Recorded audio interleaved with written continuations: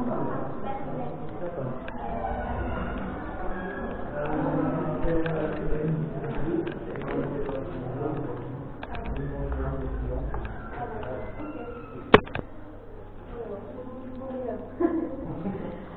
je vais commencer la suite par un peu vous raconter l'histoire du beffroi et de la ville de Boulogne qui va être dans le texte, puis après on va se voir le texte dessus. Alors, le beffroi. Excusez-moi. Vous pouvez continuer. Pardon. Moi, je suis à l'école depuis 2020. Et la ville de Boulogne est un ancien spectrum qui a la partie 120. Cette ville, vous avez dû remarquer, elle est séparée en deux parties. On a la partie haute dans laquelle on se trouve ici. Et on a la partie basse qui touche le centre-ville et le port. Et c'est ça qui nous a fait ensemble. C'est là où sont tous nos gares, les agents de gares.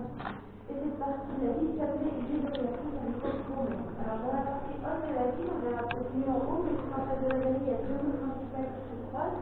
Et ces deux routes s'appelaient le Cardo et le Bécourine. Et autour de ces rues ont été construits des logements romains. On retrouvait notamment le logement du général de l'armée romaine. Donc le beffroi dans lequel on est ici se trouve à l'intersection de ces deux rues. Alors ce qui est important à savoir, c'est que cette tour, elle n'a pas été construite comme beffroi, elle a été construite comme tour, comme donjon au XIIe siècle sous l'ordre de Renaud de Saint-Martin qui a ordonné la construction de donjon et qui était le comte de Boulogne à cette époque. Donc le donjon a été construit au XIIe siècle. Et qu'est-ce que c'est un donjon? Un donjon, c'est en fait une tour qui a pour fonction d'être un lieu de protection et de défense. Il a pour fonction d'accueillir les gendarmes et les seigneurs en cas de conflit.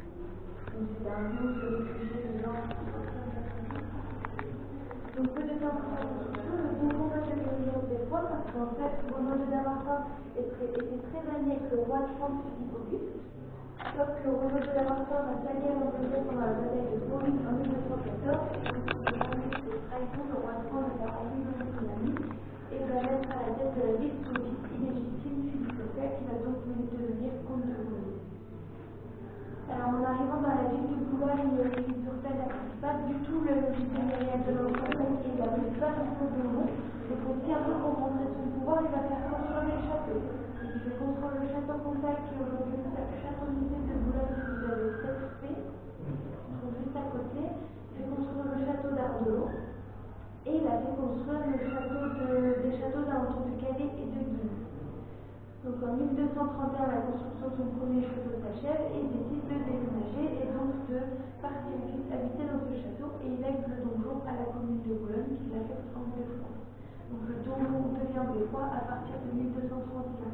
Et quelle est la différence entre le beffroi et le donjon? C'est qu'en fait, en devenant beffroi, cette tour elle perd toute sa fonction de lieu de protection et de défense qui est remplacée par le château total.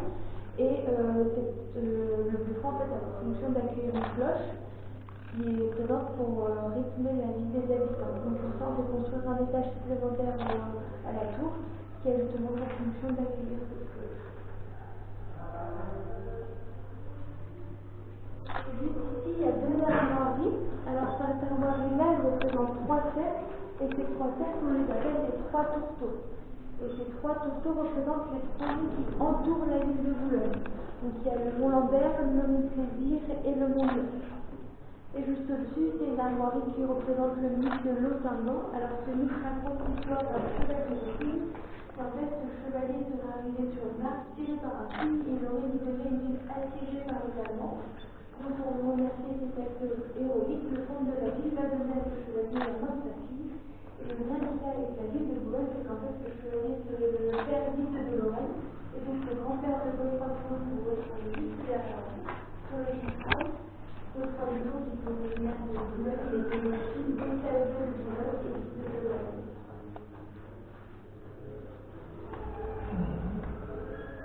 Ici, vous avez une phrase, en fait, qui est connectée à un sol. Et celle-ci est utilisée parce que c'était un moment pour stocker la matérialité en fait à la fin de ce projet.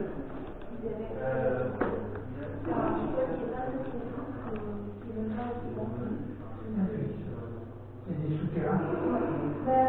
Celui-là, non, c'est vraiment un sous-sol pas très profond, mais c'est surtout un sous-sol qui est en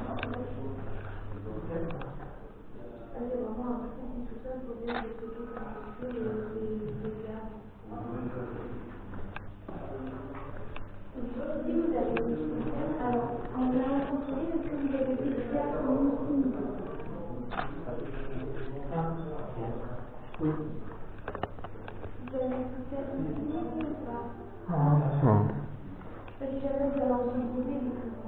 Ici, maintenant, il est rénové, il y a une structure plus en bois, une salle en bois.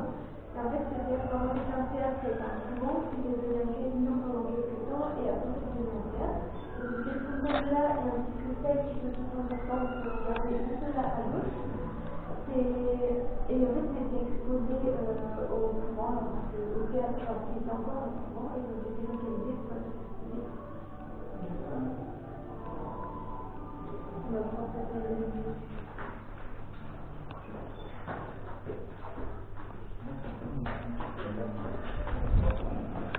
Alors, en même temps, vous prenez votre temps, les marches comme ça, c'est droit.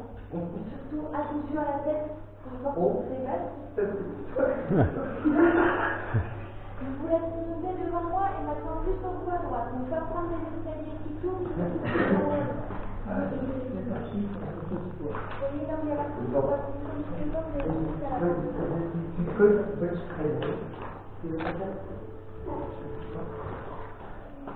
Allez, pas vu ça.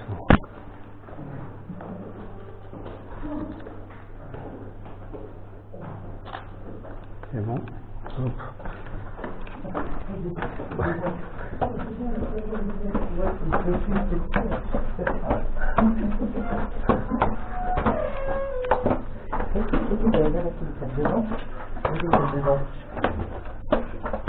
Oh, pas trop grand, hein. Effectivement. Elle peut avoir de grands films.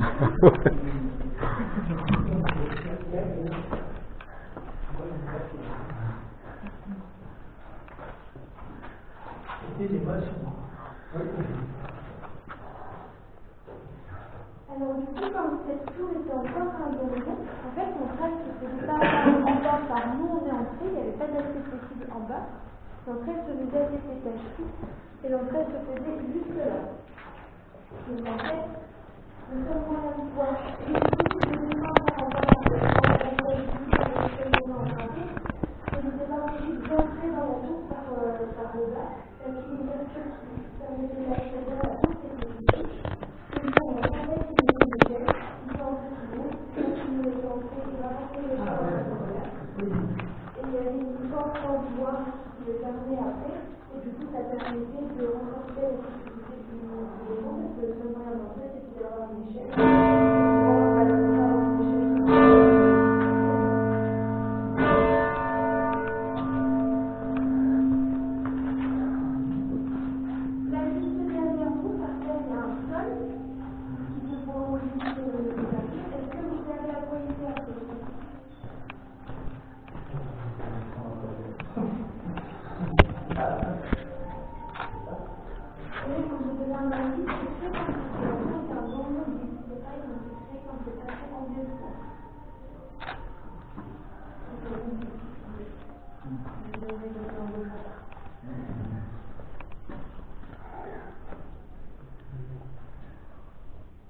Sonner les cloches. Ça a un lien avec la cloche. On descend plus vite. Non. En fait, vous voyez, juste en haut, il y a la charpente, et au-dessus de cette charpente, il y a la cloche, pardon. Et en fait, le seul moyen de la hisser jusqu'en haut, c'est de la faire passer par ce trou-là. Donc, avec des grosses et des grosses cordes, on hissait la cloche jusqu'en haut. Et Ah, souvent, ils faisaient ça. J'ai entendu parler de ça. Ils n'avaient pas de grue. Ouais, c'est vrai que... Du coup, le seul moyen de la faire redescendre, de la faire remonter, c'est par ce trou-là. Donc, ils ont créé ce trou spécialement pour faire passer les cloches.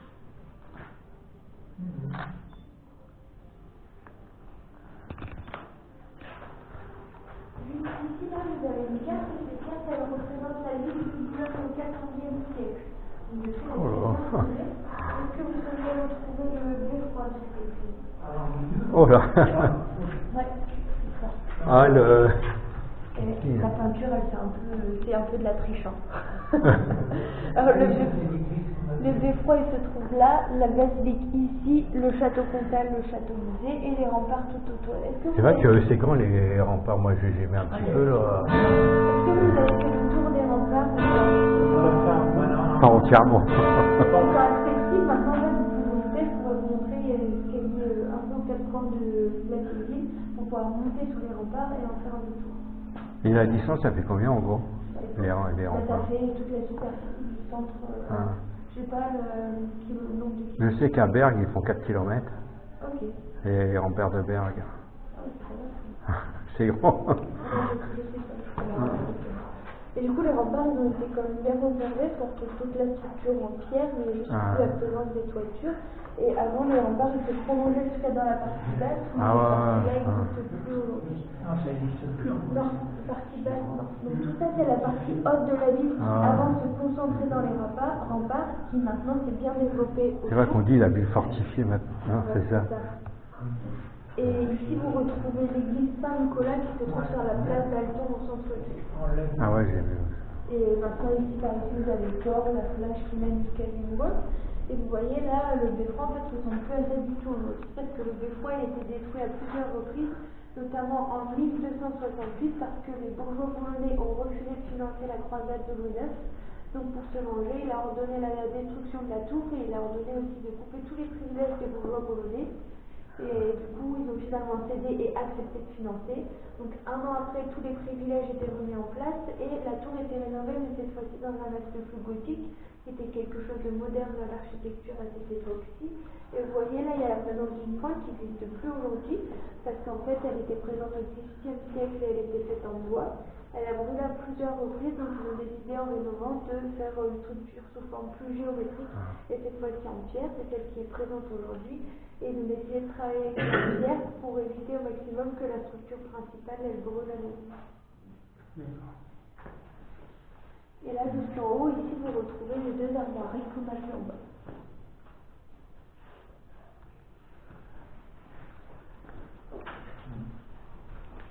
Et la salle qui a juste là, c'est en fait la salle où étaient gardés tous les documents importants de la ville, donc les chartes, les sceaux, et du coup ils ont mis deux portes pour renforcer un peu la sécurité de ces documents qui étaient précieux.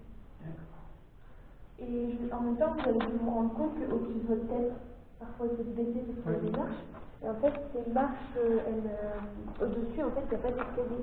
Donc, c'est un deuxième escalier que j'ai créé dans l'autre sens, parce que c'était possible de les faire que la terre se retourne. Et donc, ils ont fait un escalier pour pouvoir monter cette escalier.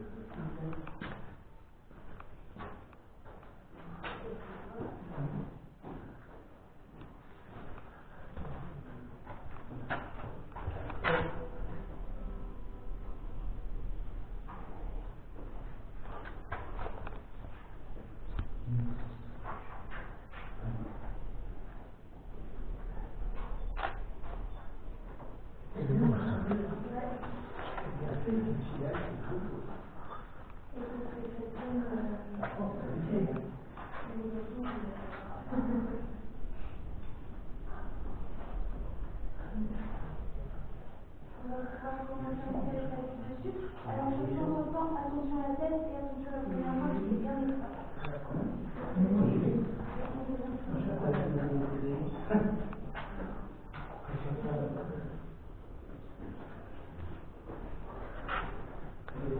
Là, je ne dis pas que je suis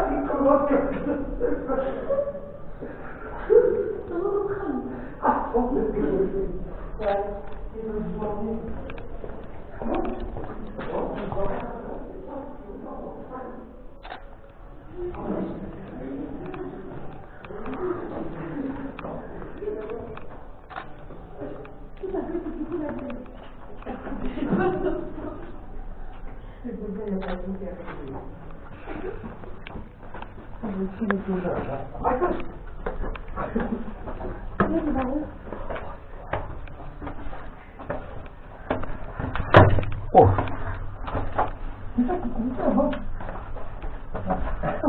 Mes jambes, moi, je vais chercher. je peux faire. courage. Je vais les monter à 4 pattes, moi. Il y a encore 3 ans.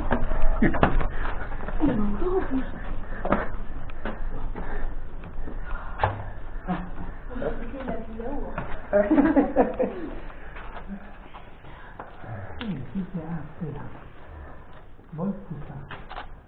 était taché, comme c'était encore en nouveau, c'était la porte de garde et la porte derrière la porte métallique juste là, c'était la prise.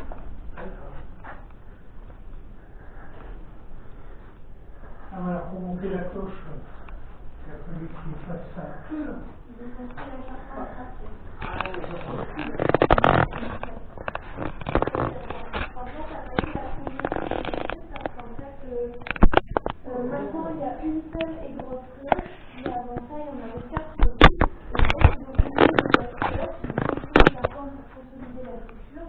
Et peu de temps après, Napoléon voulait essayer par l'intérieur juste à côté. Et en fait, on raconte que les Polonais étaient tellement heureux de sa présence qu'ils ont fait les cloches tellement fortes qu'elles se sont brisées. Ils ont dû détruire la charpente pour faire redescendre les débris des cloches. Et là, la cloche qui se présente aujourd'hui, elle a été créée à Marquis et elle a été créée à partir des débris des 4 précédentes cloches qui ont été fondues pour former. Oh. Et après, donc, ils ont hissé cette cloche-là et ils ont construit cette charpente-ci. Et ils ont pensé cette fois-ci à une charpente qui était plus facilement remontable et démontable si jamais la cloche devait être annulée. Redémonter ça, vous dites. On va remonter un peu parce que Remonter. vous choisissez les personnes. Pas mal. Ah, là, il faut s'y aller. Si on pourrait le faire, ça coûterait une fortune. Ouais. Et du coup, pour créer cette charpente-ci, ça a inspiré la forme des coques de bateau. Qui vont alimenter un peu de loin ou de proche pour faire emprunter aussi qui en a Des gros arbres. Est-ce que vous connaissez les qui en l'air des Triangles ou pas? Les Triangles, c'est une ville qui a une quinzaine de minutes de Boulogne, qui n'est pas très loin de Boulogne, c'est après ou pour le Portel. Et en fait, là-bas, la ville est connue pour ses qui en l'air. Et qui en l'air, en fait, avant, c'était des habitations typiques équinoises que les Quinois habitaient dedans. Et maintenant, ils se trouvent dans le camping du Quin. C'est ce qu'on peut considérer dans un muséum, mais avant, c'était les habitations des habitants. Et en fait, la toiture de l'habitation se fait avec la coque d'un bateau qui est retournée pour former la toiture. D'accord. D'accord. Allez, Sans les escaliers, vous allez vous rendre compte que c'est des escaliers qui sautent, c'est ce qu'on appelle les escaliers bouddhistes, et c'est des escaliers qui est né l'expression passer l'arme à gauche. Est-ce que vous connaissez cette expression? L'arme à gauche. Ouais, quand on passe la main à gauche, on est mort. Cette expression, elle veut dire ça, mais pourquoi donner l'expression de cet escalier? C'est parce qu'en fait, les chevaliers étaient aussi avec des épées qui tenaient systématiquement dans la main droite parce que la main gauche était considérée comme la main du mal. C'est aussi pour ça que pendant très longtemps à l'école, on forçait les élèves à écrire de la main droite et non de la main gauche. Donc tous les chevaliers tenaient leur épée dans la main droite. Sauf que lorsqu'un attaquant arrivait à s'introduire dans la tour, il devait garder son épée pour pouvoir se défendre. Et en fait, il était embêté avec la poutre qui se trouvait au centre des escaliers à sa droite, l'épée claquée sur ses poutres, et l'escalier étant très étroit, il avait un très mauvais angle d'attaque. Donc pour pouvoir se défendre, il était obligé de passer son épée dans la main gauche. Sauf qu'il était en désavantage, non seulement parce que c'est la main du mal, et aussi et surtout parce qu'il n'avait pas du tout l'habitude de manipuler cette épée qui était très lourde de tête massive. Donc il était en désavantage concernant des défenseurs artistiques qui ont des descendants qui pouvaient garder son épée dans la main droite, qui était pas embêté sur tout. Il avait un meilleur angle d'attaque, donc en fait cette expression est significative parce qu'en s'introduisant et en passant son épée dans la main gauche, c'est une expression défendue. Et ça, c'est écrit, tout ce que vous dites? Bah, moi, je trouvais plein d'informations sur ça, du coup, ça me paraît quand même. Comment retrouver l'information de ça dans les siècles à... Sur les documents de la ville, les médiateurs de la ville nous en ont parlé. Et c'est le cas aussi dans plusieurs châteaux, dans plusieurs tours. Ah, des paroles, parce que ça, c'est pas facile à retrouver ça. Je voulais savoir, donc il y a le rideau rouge, c'était quoi là?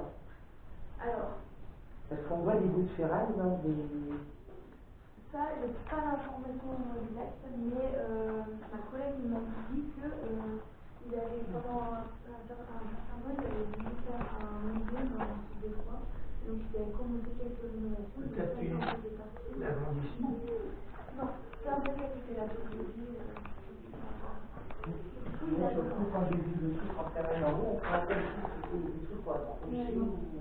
Non, en fait, ça c'était. Je ne sais pas si c'était le truc de ferraille, mais juste le rideau derrière, il a été mis là parce qu'il avait pour but de rénover le décor pour en faire un musée.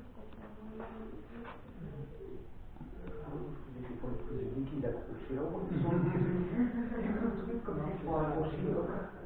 Voilà, jusque-là. Ouais, c'est ce que. Mais là-bas, c'était un lavabo ou un toilette? Qu'on voit là. Un toilette. Là, c'est pas vrai, regarde, il y a le rond. Ah ouais? Très petit. Et en plus, c'est le seul toilette qui est présent dans le maison. Donc en fait, quand il est enfermé en cas d'attaque, je ne sais pas comment ça se passait, mais. Ouais. Il devait avoir de la nourriture parce qu'il était siège.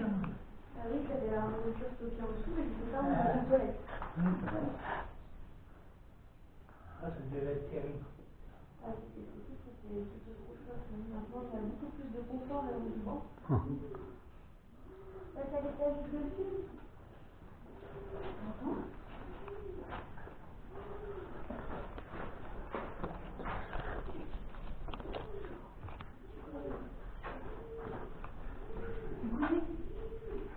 Ouais.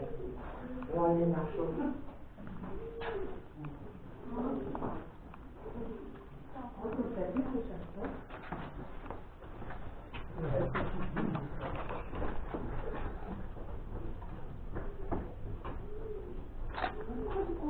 Ah bon, c'est pas le gros cul.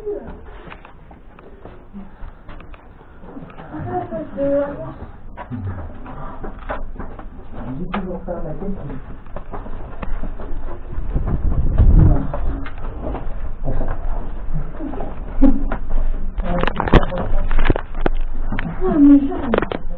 Ça va plus à plus. Tu vas te faire. Wow, il va pas revenir. C'est bon? Je peux plus, moi. Il y en a 300, je crois. Normalement. Allez, si tu veux, je vais faire des jeux sportifs.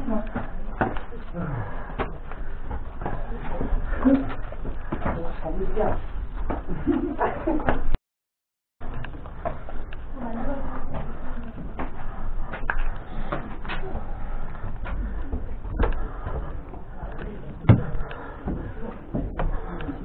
Monsieur, vous pouvez regarder sur votre droite, il y a la cloche dans les escaliers, juste à droite, là.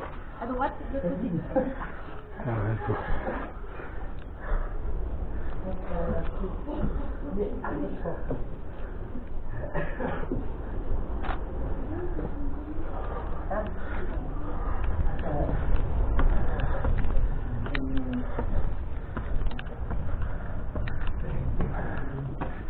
Est-ce que vous sauriez deviner combien elle pèse, la cloche? 5 tonnes. Oui, chez lui. Pile poil dans le mille. Elle fait 5 tonnes. Monsieur s'est renseigné avant de venir. J'ai fait pas mal de beffroi, moi. Et c'est dans la place, son nom aussi, c'est estourdi, qui en vieux français signifie assommer, que la poule au sol, au centre, assomme le métal pour l'écouter de façon. Ah, ça doit faire du bruit. Hein. Ben, moi j'ai l'impression quand même que ça fait du bruit, mais quand on est à l'intérieur, je m'attendais à être plus assourdi que ça, et là c'est pas si dérangeant. Dehors, on l'entend dehors. Et dehors, oui, mais dans l'intérieur, moi justement, comme on entend très bien dehors, j'ai l'impression que l'intérieur ça va être vraiment assourdissant, mais ça va, c'est chouette. Là aussi, en haut, il y a encore une tâche, c'est des tâches qui montent au sommet du beffroi, auxquelles on ne va pas accéder. Et c'est les tâches qu'empruntent les employés pour monter tout ce sommet et changer les drapeaux quand ils ont besoin de changer. Puis vérifier l'état, non? Aussi. Ouais. On va pouvoir sortir juste là. Hop, alors, en sortant, surtout, très attention à la tête, parce que c'est très très bas. Puis là, c'est de la pierre. Là, c'est pas du bois, c'est de la pierre. Attention à la tête, attention surtout avec le ventre, parce qu'il y a beaucoup de vent. Je vais tenir avec la Et pour Bah oui, on va dehors. redescendre, Oui, dehors. Et dehors, bon, on va tout Dans le vide. avant de redescendre, je vais vous demander de tous attendre ici, parce que sinon en bas vous allez être bloqué, vu les clés, donc il ne faut pas plus passer devant. Ah. Hop. Allez, allez. Regardez si vous avez fait un code. Tu vas voir l'air. L'air va se prendre. Moi, tout ce que je veux, c'est que les voix restent. Bon, vas-y, avance, moi je vais sortir. Oh, puis moi, il était temps. Oh, j'ai pris moi, c'est la prise. de le dire.